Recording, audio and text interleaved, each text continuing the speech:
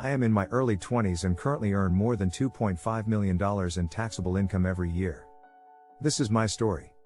I grew up in a very fortunate family background to a father that has considerably more money than I do, even today.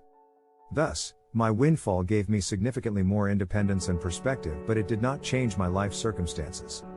Just to be absolutely clear, none of my current net worth was inherited or given to me by anyone. However, it's obvious that I would not have the knowledge or the opportunity to create this wealth without my parents. I was very lucky in many ways. Here are some of the most important lessons I've learned through my journey so far. Capital dominates relationships. Many social situations are dictated by which person has more money. It's our sad reality. Furthermore, there are many good people that will still treat you differently just because they know you have money. I think this is simply human nature. For this reason, it is extremely difficult to form relationships with people that have considerably different life circumstances. Even someone making $500K a year lives a very different life from someone making $5 million a year. It is not a matter of elitism or classism. It is a matter of trust. In my limited experience, I'm sure it's not reflective of the vast majority of people in this range. The high upper middle class, salary $500K $1.5 million, tends to have a less productive understanding of money and relationships. They have enough money to feel superior towards others, the true middle class, but not enough money to gain a deeper perspective on capital, explained later. I have met people that will argue with others about whether they are low upper class or upper middle class. That is a waste of time. Success reveals true friends and helps you identify fake ones. This is an important one. Whenever I achieve something I am proud of, I am very happy to share it with my friends and family. Their reactions to good news, both from me and from others, reveal a lot. The people that I trust the most and therefore are closest to are those that genuinely congratulate others and make them feel good about their accomplishments. There are many people that will either quickly change the subject after a brief congrats or even diminish the accomplishments of other people. While I still amicably interact with these people, I know that they do not actually care about my well-being at all.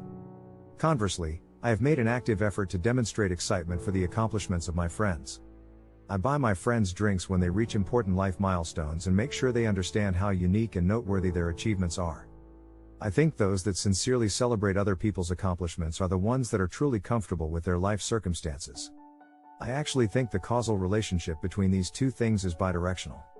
Isn't life easier when you can feel genuine happiness for others? Regardless, don't let someone's negative reaction to your good news make you feel bad. That's their problem. Money is a necessary but insufficient component of a meaningful life. Money is one of those things where you want it when you don't have it but stop caring about it when you do. Obviously I think about money to a certain extent, otherwise I wouldn't be on this subreddit, but it is not something that guides my life purpose. In other words, I would be supremely disappointed if I never made another dollar for the rest of my life, but I also wouldn't find life satisfaction from making $1 billion. I think the point of diminishing returns for money is pretty early, $10, $15M. It's easy to fall into the trap of materialism, but buying things quickly becomes tiresome. Before the pandemic, 90% of my leisure spending was on travel, and my genuine passions/hobbies. My happiness when spending that ultimately inconsequential amount was much higher than my happiness when spending hundreds of thousands of dollars on luxury items. Finding a purpose beyond money is deeply personal. While everyone has a different answer, I believe everyone will be able to find a deeper purpose eventually. I have never met any successful person that views money as their end destination. True meritocracy is a myth. My road to financial success was paved with dumb luck. The outcome of my investments was lucky, but even my ability to source these investment opportunities was a result of luck, being born into the right family. Even my father, who started with nothing and led a publicly traded company as a CTO with a multi-billion-dollar market cap, was only able to succeed through luck. Execution definitely plays a role in the direction of our lives, but the intensity is largely determined by fortune. While I don't think intelligence or work ethic is responsible for the majority of success in this world, I firmly believe it determines the direction of your life. For example, Jeff Bezos could only become the world's richest man through luck. However, as a Princeton graduate working at Shaw, he was destined to live comfortably regardless of luck. In my opinion, one of the most important non-luck factors driving the direction of one's life is their willingness to learn. Yes, the least intelligent people are oftentimes the ones that convince themselves that they already know everything, Dunning-Kruger effect.